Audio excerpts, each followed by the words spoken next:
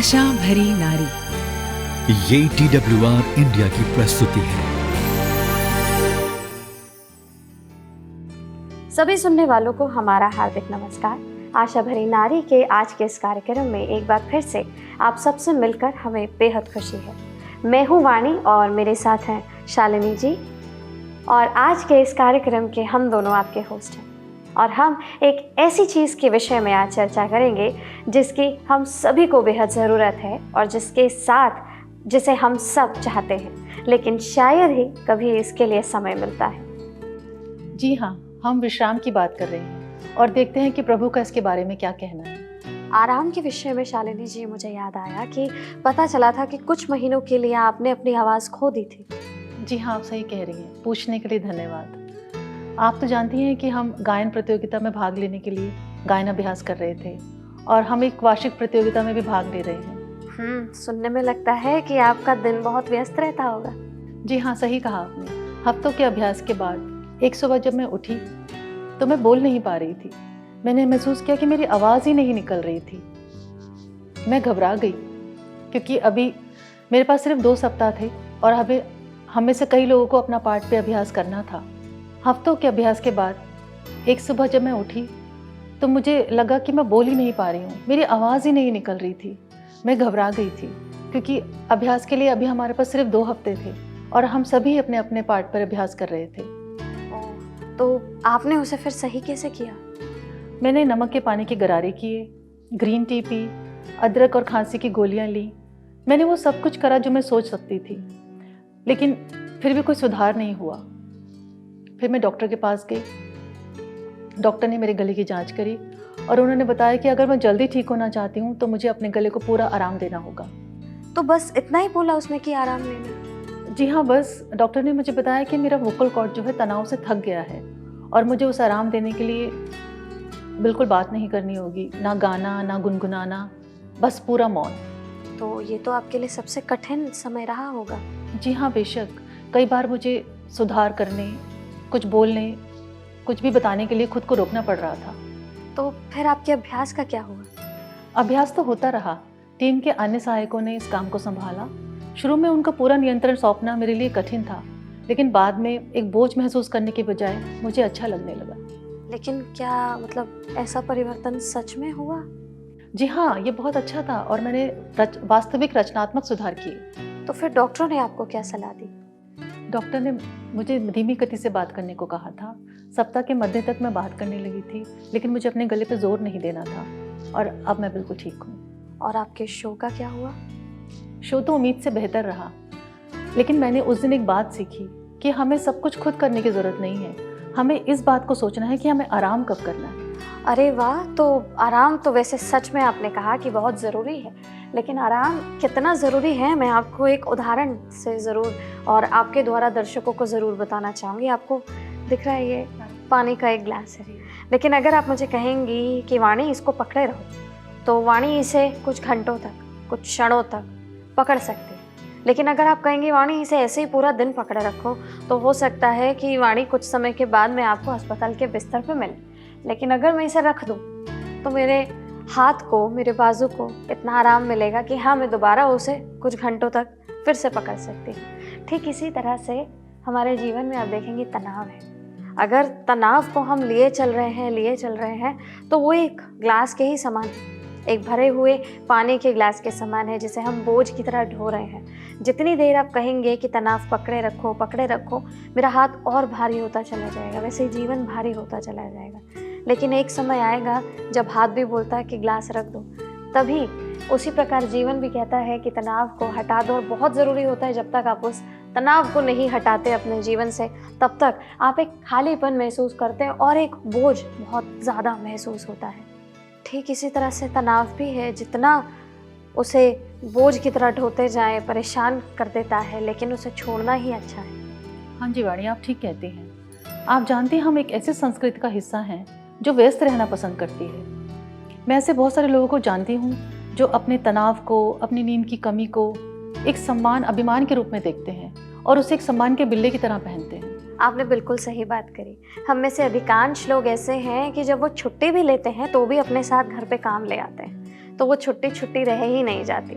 अगर सही कहा जाए तो व्यस्त रहने को हमने एक तरीके का अपना जीवन शैली बना लिया है। मैं अपने दर्शकों से पूछना चाहती हूँ, आप में से कितने थके हुए हैं? मुझे लगता है कि हम सभी थके हुए हैं। हमें एक थकी हुई पीढ़ी कहा जाना चाहिए। हम सुबह से लेकर रात तक बस भागते ही रहते हैं। करने के लिए बहुत कुछ है, फिर भी उनको पूरा करने के लिए पर्याप्त समय नहीं है। शालिनी जी, मुझे याद है कि मेरे माता पिता उस समय की बात करते हैं जब सूरज ढलते ही सो जाने का वक्त हो जाता था, और आज की दिनचर्या में हम इसका अनुमान भी नहीं लगा सकते। मुझे याद है वो दिन जब हमारे घर पर बिजली नहीं होती थी, लेकिन अब तो बिजली भी है और हम देर रात तक जागते हैं अपने मन पसंदीदा शो देखने के लिए। कई बारी पूरी रात उस शो को या जितने ऐसी बातें हैं जो हमें अच्छी लगती हैं उनको ऑनलाइन देखने के लिए हम जागे रहते हैं, अपने आराम को ख़त्म कर देते हैं। और अभी भी काम के लिए हमें उतना ही जल्दी उठना पड़ता है जितना जल्दी पहले उठना पड़ता था। एक चैट शो के दौरान मैंने देखा था, मुझे उसका नाम तो अभी ठीक से याद नहीं है, लेकिन उसमें लोगों से पूछा गया था कि आप लोग क्या चाहते हैं, और उनमें से अधिकांश लोगों ने यही कहा कि उनके पास खाली समय हो या अधिक समय हो तो उसमें वो कुछ ना करे, सिर्फ आराम कर सके या फिर सो सके। यह सबसे दुखद है, क्योंकि अगर देखा जाए तो जितने हमारे शरीर थके हुए हैं, हमारी आत्माएं भी थकी हुई हैं और कहीं ना कहीं वो दुखी है अंदर से। वाणी, आज हमारा संसार खंडित है, हमारे परिवार पीड़ित हैं, टूटे हुए घरों से हमारे बच्चे आहत और अपेक्षित होकर बड़े हो रहे हैं। माता पिता घंटों तक लगातार अतिरिक्त काम करके अपने जीवन को भरने की कोशिश कर रहे हैं ताकि वो खुद को ये विश्वास दिला सके कि उनके पास करने के लिए कुछ महत्वपूर्ण है। हमारे युवा एक ऐसी दुनिया में पल बढ़ रहे हैं जहाँ भौतिकवाद शासन करता है। लेकिन शालिनी जी, अच्छी खबर यह है कि परमेश्वर के पास हमारे लिए एक आश्वासन है। जी हाँ दोस्तों, परमेश्वर के पास हमारे लिए एक निमंत्रण है। और निमंत्रण क्या है? हे बोझ से दबे लोगों, मेरे पास आओ, मैं तुम्हें विश्राम दूंगा। परमेश्वर हमें आराम देते हैं। यह सही है, यह हमारी थकान का जवाब है। बिल्कुल सही बात कही आपने। और आराम से, क्या आप इस बात को जानते हैं, और मैं ये दर्शकों से भी पूछना चाहूँगी कि क्या आप जानते हैं कि आराम हमारे लिए कई मायनों में बहुत आवश्यक है। आराम या नींद के बिना हमारा दिमाग और शरीर उस तरह से काम करने में असमर्थ है जिस तरह से उसे बनाया गया था। हम अस्वस्थ और सुस्त महसूस करते हैं। वही उसी आराम के लिए भी जो यीशु प्रदान करता है। इसके बिना हम अपने आप पर, अपनी ताकत और क्षमताओं पर निर्भर होना शुरू कर देते हैं।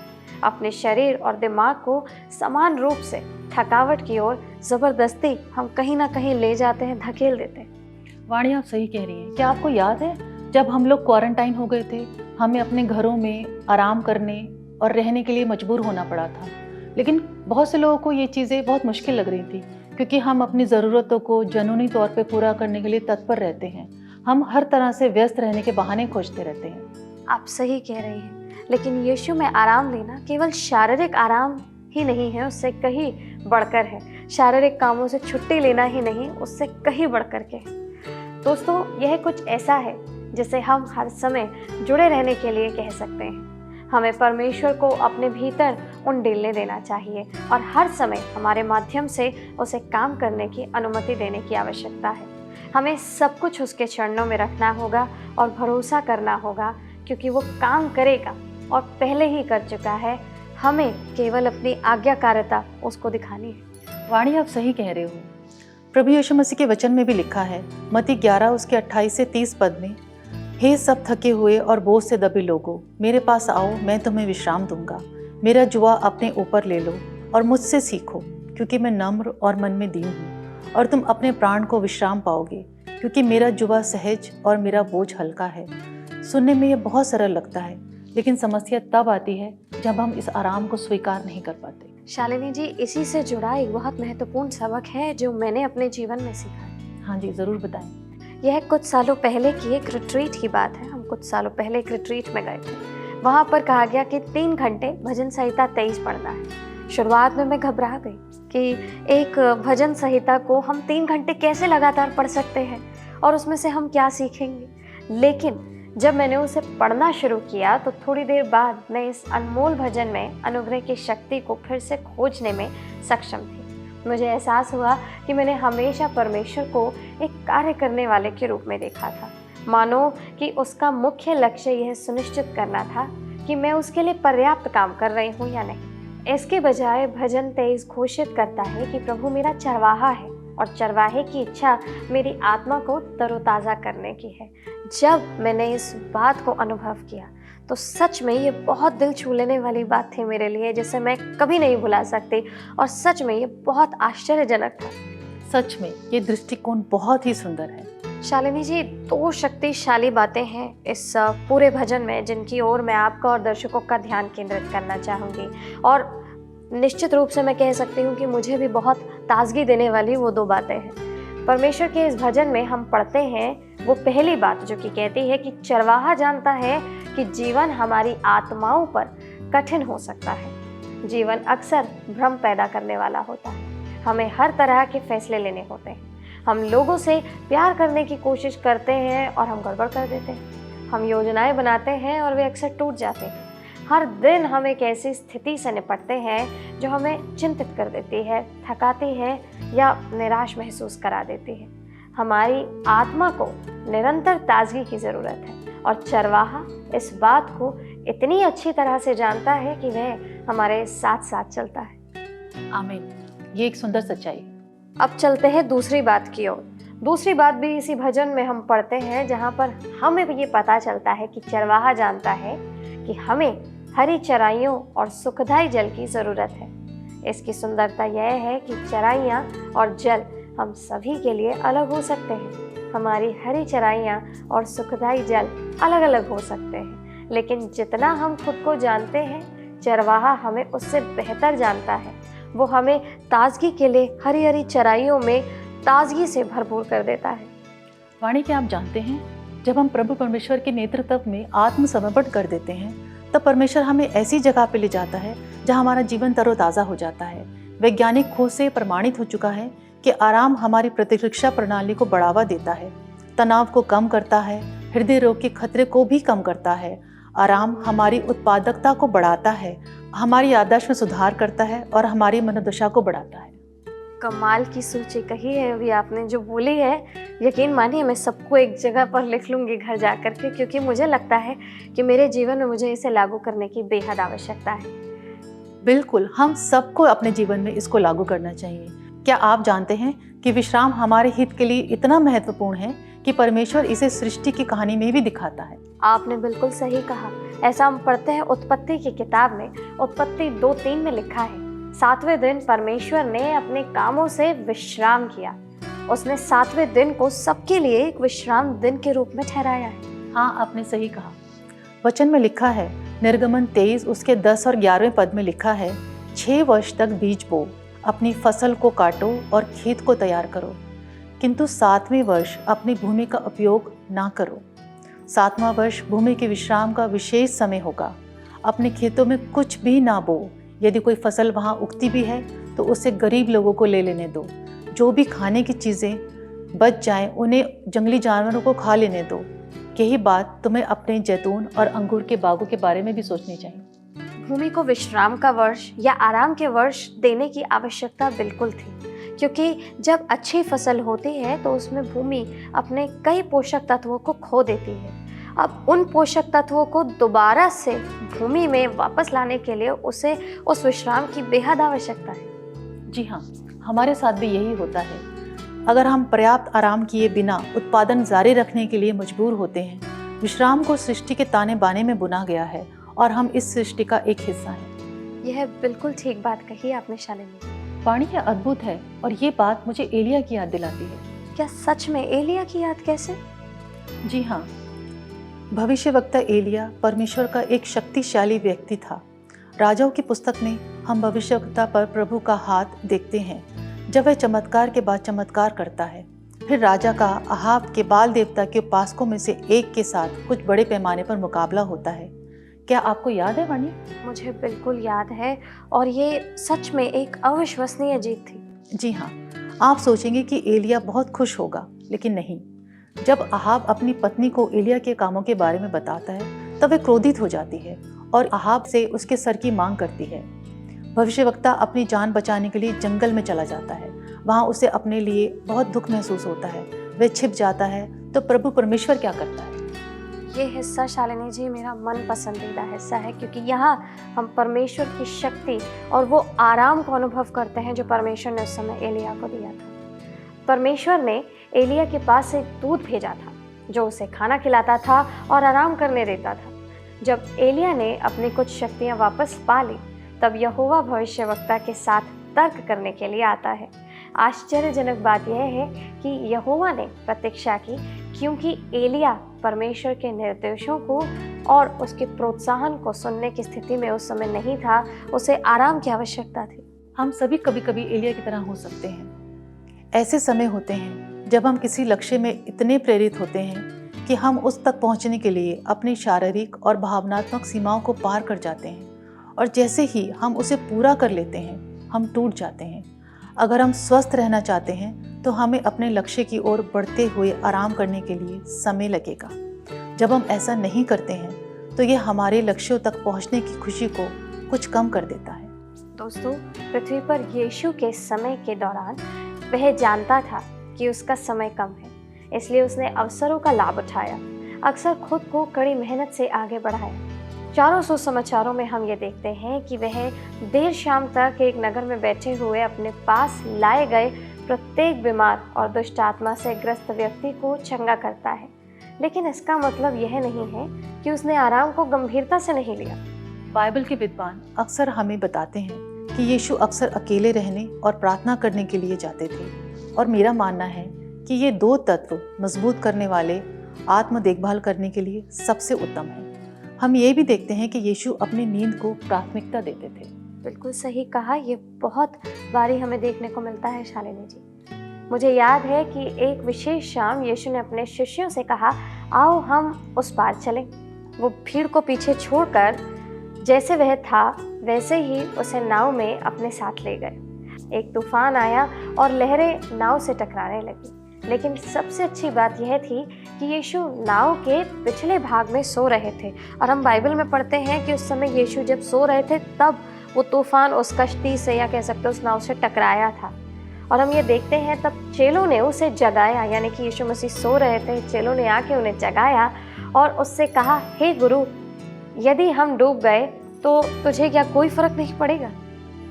ये अजीब है, लेकिन जब हम इस कहानी को पढ़ते हैं तो हम इस बात पर ध्यान केंद्रित करते हैं कि यीशु कैसे उठते हैं, तूफान को कैसे शांत करते हैं। लेकिन यहाँ महत्वपूर्ण सबक ये है कि यीशु भी आराम करने का मूल्य जानते थे और इस अवसर का उपयोग फिर से पूर्ति करने के लिए करते थे।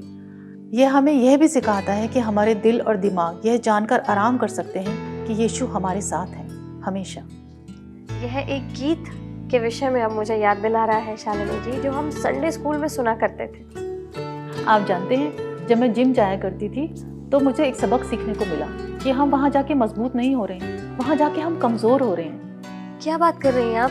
सच कह रही हैं, हम कमज़ोर होते हैं? बिल्कुल सही वाणी। जब हम एक्सरसाइज करते हैं तो उस वक्त हमारी मांसपेशियाँ थकती हैं, लेकिन जब हम आराम करते हैं तो उस दौरान वो अपने आप की मरम्मत करती हैं और मजबूत होती हैं।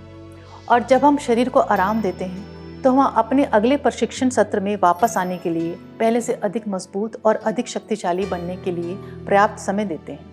यह बिल्कुल उसी प्रकार से है जिस प्रकार मेरा छोटा भाई जब उसने गिटार बजाना शुरू किया था तो हमें याद है कि वो निरंतर गिटार के वो जो स्ट्रिंग होते हैं उसको बजाता रहता था। लेकिन जब वो अपनी उंगलियां उन स्ट्रिंग्स पर गड़ाता था तो कई बार यहाँ पर निशान पड़ जाते थे, खून भी निकल आता था, वो चोट हमें दिखती थी।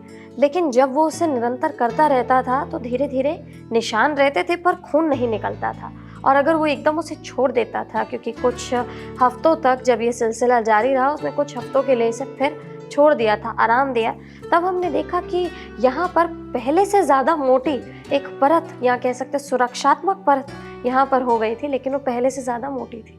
इसका कारण ये है कि त्वचा खुद को मजबूत करने की कोशिश कर रही है, भविष्य में खुद को उस तनाव से बचा रही है, क्योंकि यदि ऐसा दोबारा होता है तो वह इसे संभाल पाएगा क्योंकि यह मजबूत है। लेकिन यह तभी होगा जब उपचार के लिए आराम का समय होगा। शालिनी जी, मुझे लगता है कि समाज में महिलाओं को भी ये विश्वास दिलाया गया है कि हमारे आत्म मूल्य और हमारी व्यस्तता के स्तर के बीच एक संबंध है। हम बाइबल में भी इसका वर्णन सुनते हैं। गलातियों 1:10 को अगर हम देखें तो हम उसमें पाते हैं, क्या इससे तुम्हें ऐसा लगता है कि मैं मनुष्यों का समर्थन चाहता हूँ, या यह कि मुझे परमेश्वर का समर्थन मिले? अथवा क्या मैं मनुष्यों को प्रसन्न करने में जतन कर रहा हूँ?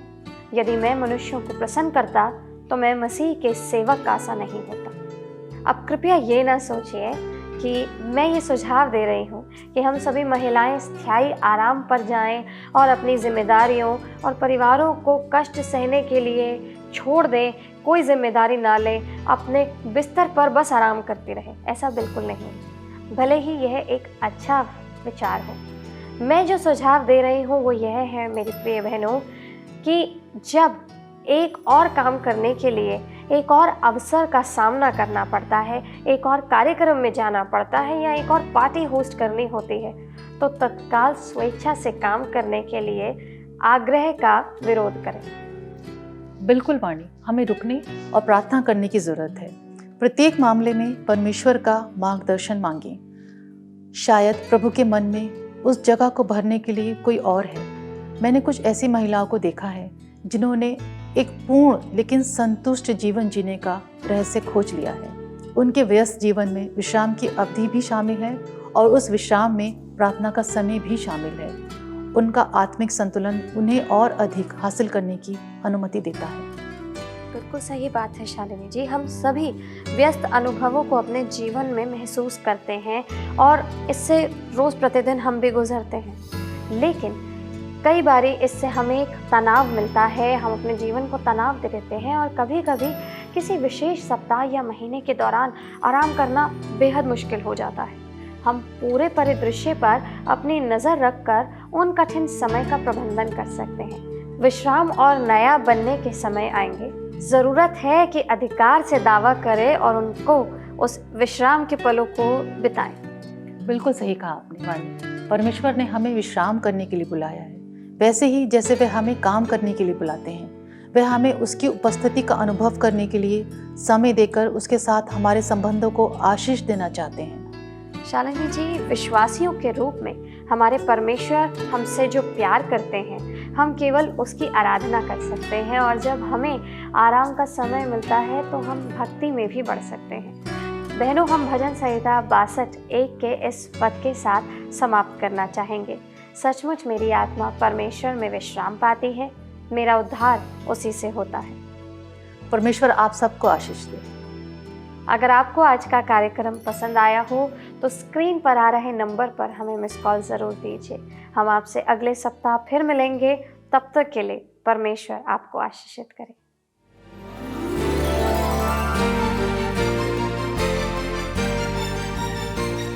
आशा भरी नारी, ये TWR इंडिया की प्रस्तुति है।